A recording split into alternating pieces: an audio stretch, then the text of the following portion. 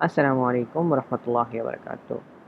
بہن بھائیوں، امید کرتا ہوں آپ لوگ بالکل ٹھیک ٹھاک ہوں گے۔ آج ہم اپنے سبق کا آغاز کرتے ہیں۔ را، زا، یا را، تا زا، سین، شین، سین لام، شین لام۔ اب آپ کو سمجھ آ گیا نا شین؟ یہ دیکھیں شین کی ایسے تین اس طرح وہ شیپس بنی ہوئی، اس کے اوپر تین نقطے ہیں، تو یہ شین ہے۔ اگر یہ ایک ہوتا تو پھر کیا ہوتا؟ سا ہوتی۔ شین لام، صاد، ضاد،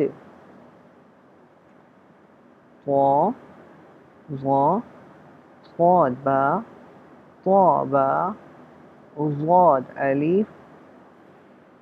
اگین ہم پڑھتے ہیں آج کا سبق۔ را، زا، یا را، تا زا، سین، شین، سین لام، شین لام، صاد، ضاد، طا، ظا، صاد با، طا با، ضاد الف۔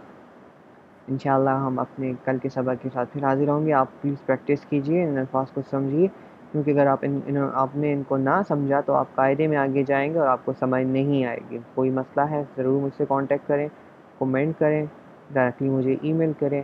انشاءاللہ میں کوشش کروں گا کہ میں اپنے سبق سننے والوں کو اور اس کو سمجھنے والوں کے لیے اور بھی امپروو کروں۔ جزاک اللہ خیر۔ السلام علیکم۔